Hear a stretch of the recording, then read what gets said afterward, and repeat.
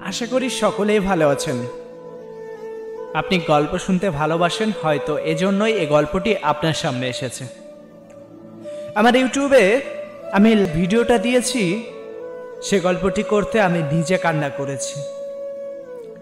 স্বামী স্ত্রীর ভালোবাসা যখন বিচ্ছেদে রূপান্তরিত হয়, তখন না চাইতেও অনেক কিছু করতে হয়। আসলে প্রকৃত ভালোবাসা কাকে বলে সে গল্প থেকে আমি শিখেছি। বিচ্ছেদের আগে আমার মনে হয় ওই গল্পটি একটিবার শোনা উচিত।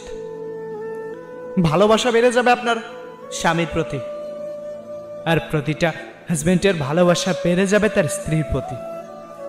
সকলের কাছে অনুরোধ রইল, চ্যানেলটা থেকে ঘুরে আসবেন। ইউটিউবে গিয়ে লিখে সার্চ দিবেন ইকরামুল বিবি, দেখবেন গল্পগুলা পেয়ে যাবেন। সব থেকে উপরে যে ভিডিওটি, শুধু সেই ভিডিওটি দেখে আসবেন। ওটা অনেক বড় ভিডিও, যার জন্য আমি এখানে দিতে পারিনি। তাই সকলের কাছে অনুরোধ, ওই ভিডিওটা দেখে একটা কমেন্ট করে আসবেন, যাতে আমি বুঝতে পারি আপনি ভিডিওটি সম্পূর্ণ দেখেছেন।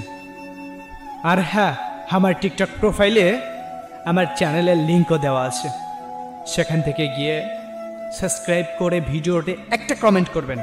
আপনার সব ভিডিও দেখা লাগবে না, শুধু 16 মিনিটের সেই একটা ভিডিও দেখে আসবেন, নীরবে শুনে। আশা করি নতুন করে ক্ষুদ্র ক্ষুদ্র ভালোবাসাগুলো আবার জীবন্ত হয়ে যাবে আপনার মধ্যে। হয়তো এই একটা গল্প কারো সংসার ভাঙা বিচ্ছেদ থেকে নতুন করে আবার ভালোবাসা ফিরিয়ে দিতে পারে। শুনবেন, জীবনে কষ্টের পরেই না প্রশান্তি মিলে। ভালোবাসা না সবার কাছ থেকে পাওয়া যায় না, কিছু ভালোবাসা আদায় করার একটু টেকনিক থাকা লাগে। কিছু পদ্ধতি অবলম্বন করলে হয়তো অনেক সম্পর্ক টিকে যেত। একটা সম্পর্ক না সত্যি কেউ স্বেচ্ছায় ভাঙতে চায় না, সেটা ভেঙে যায় যখন সে অসহ্য যন্ত্রণায় ভোগে, তখনই সে সংসারটা ত্যাগ করে। কিন্তু আপনাদের কাছে অনুরোধ, একটি বার সে ভিডিওটি দেখবেন, নিজেকে সেই জায়গাটায় স্থাপন করে দেখবেন। চ্যানেল লিঙ্ক আমার প্রোফাইলের মধ্যে গেলে পেয়ে যাবেন, অথবা ইউটিউবে গিয়ে সার্চ দিবেন ইকরামুল বিবি। ভালো থাকবেন, সুস্থ থাকবেন।